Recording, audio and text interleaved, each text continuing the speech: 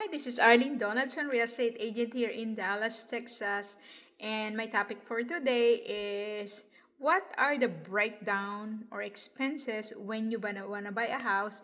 If it's your first time home buyer or even you buy a house 7 years ago, just to remember what are the breakdown of expenses of buying a house. Very important, right? So you can save money or be ready in what are the upcoming expenses. So number one, this is for you really need a down payment, right? It depends on your loan.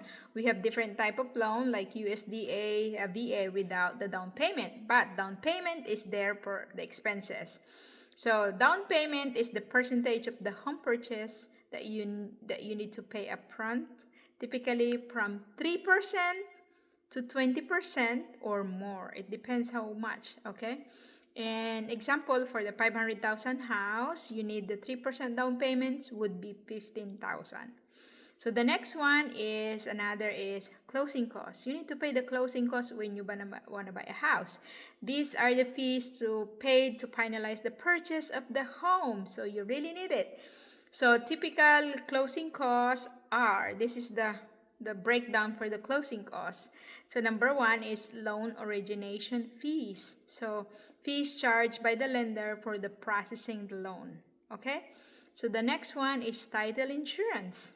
Protect the buyers against the potential issue of the property title. So that's a part of the closing cost. The next one is title insurance. What's that mean is to protect the buyers against the potential issue with the property title. Nasabi ko na pala yun. So the next one is homeowners insurance. Protect the property against damage or loss. So you need to pay homeowners insurance. So the next one is private mortgage insurance. Require if the down payment is less than 20%. So if your down payment is less than 20%, you need to pay the PMI. We call that the private mortgage insurance. And the other fees including in your closing costs is recording fees. Fees paid to record the deed in mortgage with the county. You need this one. You need to be recorded. And the other fees is moving costs. Expenses associated with moving into the new home. Or if you have some friends, relatives that they can help you, you have another moving cost fee. You need to feed them, right? So, so the next one is mortgage payment. So this is the ongoing expenses when you be a homeowners already. You call that the ongoing mortgage payment. What are the mortgage payment?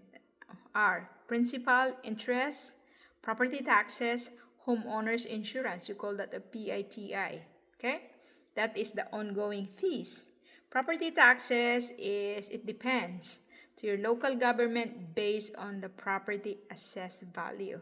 So it depends to the assessed value of your property. So different city, different location, your property taxes is different. So again, it's the homeowners insurance. Protect the property against the damage or loss. So and if your property is in the community with the HOA or homeowners insurance, these fees cover the common maintenance and amenities. If you are in the high-end communities with some amenities or a lot of amenities, you need to pay for the HOA as well.